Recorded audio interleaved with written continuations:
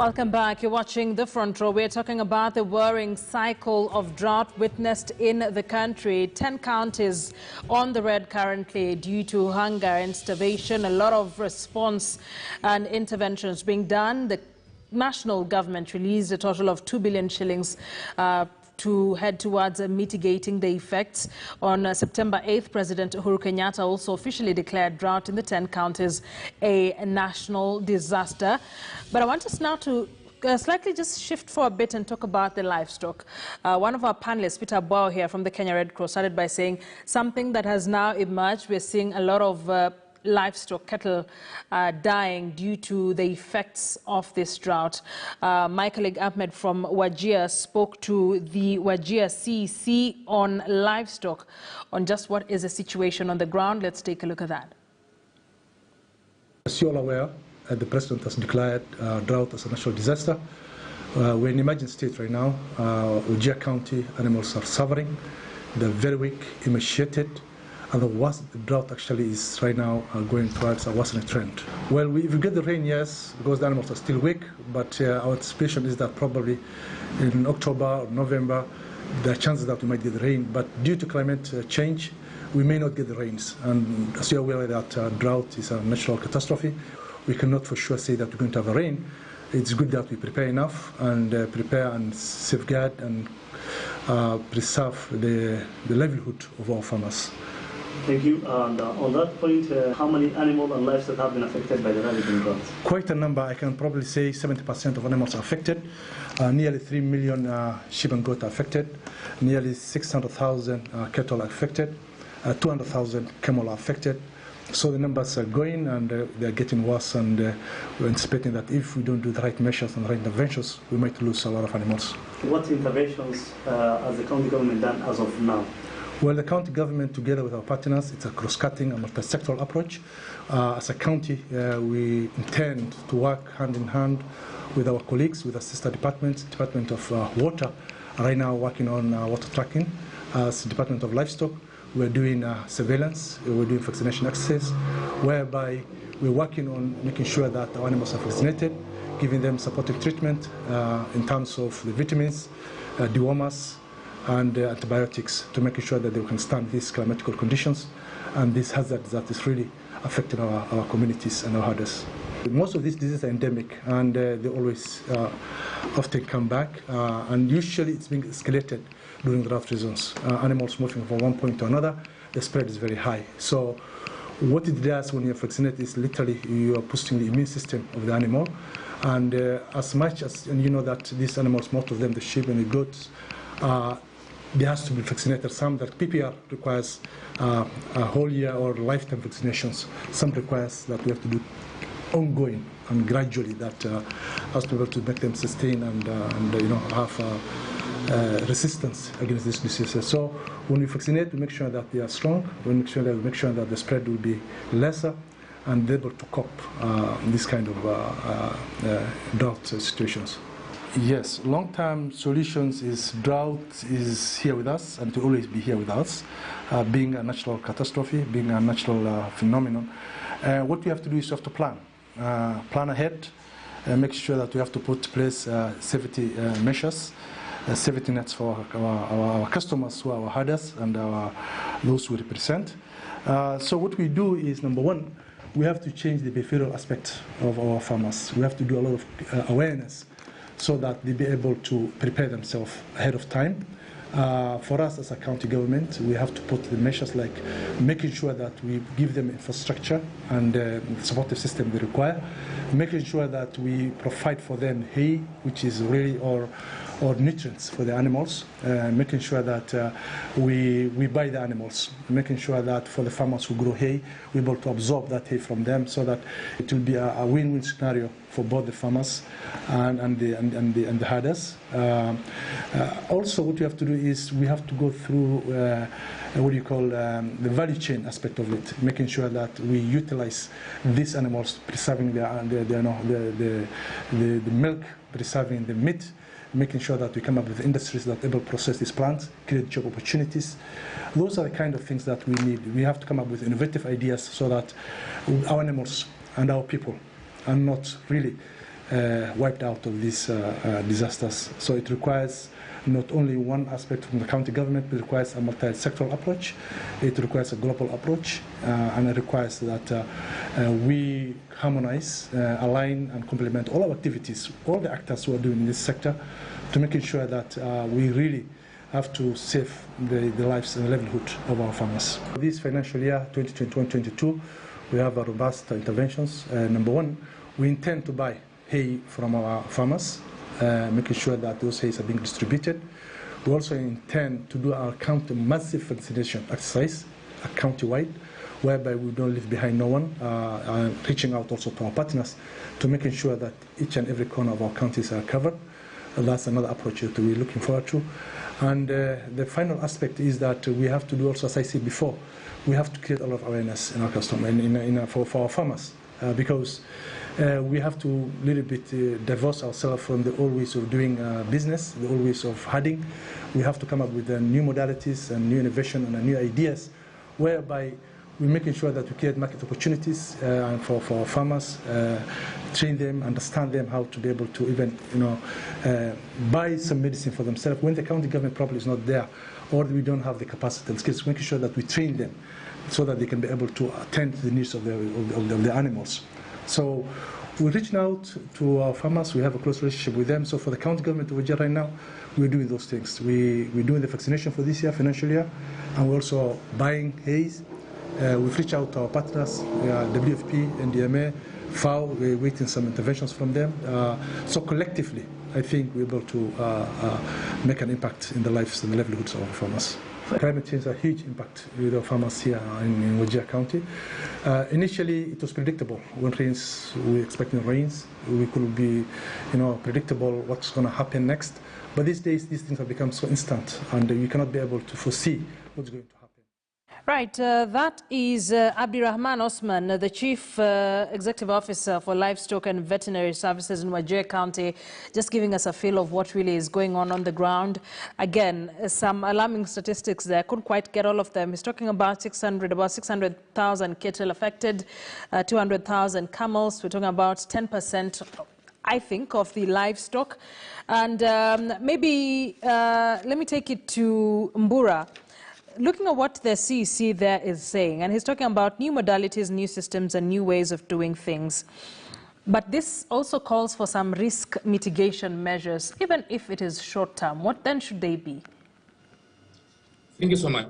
And if you look at those statistics, you could be able to see that we are losing, in the long run, we'll be able to lose a lot of money. If you look at the economy, that the number of cows that probably will be able to die, or probably will be able to, poor body conditions and all that, you'll be able to lose a lot of money. So, and we also looking at the, working with the communities just to see that, we have this restocking and destocking. It's kind of an approach where you're looking at as the communities are informed about the issues of climate, and they're being informed by the weatherman that probably in the next 3 months the outlook for rain is very bad. Then instead of holding to the animals, of course, there is a very cultural attachment to these livestock. So then looking at how, if you lose, let's say 3,000 of 200, even if it means 200, if you multiply that by an average of 50,000 Kenyan shillings, then it's a huge money. Then, of course, having to destock when it's a period approaching towards the drought. And then, of course, you will still have your money in the bank. And then, of course, when the time comes, then you are able to access your money back. You can be able to restock later. Of course, the government has that approach so far, and it's something that is being done around the country. But of course, having that acceptance from the community members is a bit an issue now. But of course, it's something that, if done properly, then you'll be able to mitigate these risks. But as of course, you'll be able to see these are droughts, then you are able to save wherever that you can be able to save. And then, of course, when you sell, then you can be able to access even food in the market. The worst thing about this is that our people lose all their livestock, and then at the same time, the purchasing purchasing power also for food, the rice and all that goes too low. So they end up, staying, asking for relief food and all that. When in actual sense, if this is well managed, then it's something that they can be able to control within themselves. But of course, for now, it's just to see that what happens and how can people to prevent deaths. Because if we don't also come in, then of course we'll have morbidity going up, mortality going up for our children and pregnant and lactating women. The last one that. Yes, just before you respond to that, would you attribute even the current insecurity cases that we are seeing in most of those areas to the scramble for the little available resources in terms of, pasture, water that's there? That is true. You see now, like, for example, if you look at the areas bordering Isiolo and Garissa and Wajir, then you'll find that probably on the Isiolo side, we have the strategic areas where they're grazing the animals, of course, during the drought. Then you'll find probably from the other side of Wajir, they're also looking at this resource and they're looking at this water. So I remember at some point when from Wajir, the people from Garissa were stopped, then they ended up one of the borehole ended up being destroyed. So then at the end of the day, they start now, fighting just to trying to, move away one of the community members probably just to access those resources. And yes, resource conflict is one of the, what is bringing up a lot in terms of security. And of course, this is also becoming a humanitarian because we are not able to access these areas also to provide the necessary support that is required, especially during this period. Right, yeah. Thank you. I know we're about to get to the tail end of the show, but Dr. Echa, let me come back to you. You talked to us about the climate smart agriculture, but then what would we need to do? How can Kenya, what would Kenya need to do to stabilize the rainfall patterns so that then in the next 10 years we're having a different conversation, or even 20 years?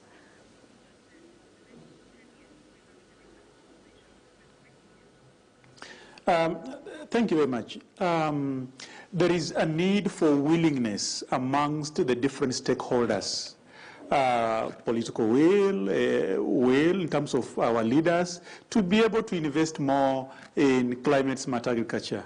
And also, apart from investing more financial resources allocated towards climate smart agriculture in Kenya, building and enabling policy environment, policies that are pro-poor, whereby the livestock keepers have got services brought near them, and they are given, for example, education about the need to manage the herd size so that the land carrying capacity where they are grazing is capable of providing sufficient pasture for them to be healthy and capable of having compensatory growth when they are having a drought, and veterinary services so that they are healthy, and institutions that are there, like the National Management Authority, the county governments, working with the State Department of Livestock and Crops, for example, to be able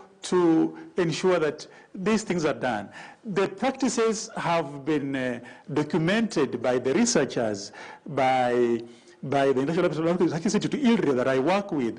They have been documented by CALDRO. They have been documented by in the county integrated development plans in each of these counties. Therefore, a need to just allocate sufficient funds is required, plus this enabling environment. And then also, we need to tap into insurance. At ILRI, where I work, there is a program which is shown to have worked, the index-based livestock insurance, which has helped farmers when there is going to be a drought and animals die. Actually, there is some compensation. Therefore, there is the resilience, they're able to bounce back. And there are also insurance programs that are there relevant for crops, for example. So farmers who are capable actually in different areas with different stakeholders. And with this, I mean the government, the development partners, the community-based organizations, non-governmental organizations, as well as just local communities. Right. They are capable of being educated, and then they end up enrolling in this. Okay. And it will help them to become more resilient and at least end up having something when there is drought or another extreme event. All right. All right, Peter, you get to have the last word. We have about 2 minutes. So where do we go from here? We've talked about the rains still being quite short or none. As we head into December, does it spell doom to these 10 to 12 counties? Unfortunately, I cannot have a different answer from what the predictions are saying. But getting back to one of the SMSs that you read, indicated that the response is not as intense as that a contributor would have wished. I think it's been quite intense and is bound to get intense, especially with the declaration by the president. We are going to see more actions. As Red Cross, like we've been doing since the beginning, distributing food. We've already reached over 70,000 people with food distribution, and we will be looking to target at least 500,000 between now and in December, with both health services, about 125,000 with food distribution, to cushion communities. But the reality is that we will need everybody to pull together. We will need to work with government, both at the national level and at the county level. We will need every partner, every Kenyan that can contribute to the cause. Everybody should be able to do what it is that they can do to support, because now we are in the middle of it, and we believe and we hope things get better, but unfortunately we are not seeing the prediction that indicate that things will get better going forward. Wow, okay. It's a conversation we'll keep having. Thank you very much, gentlemen.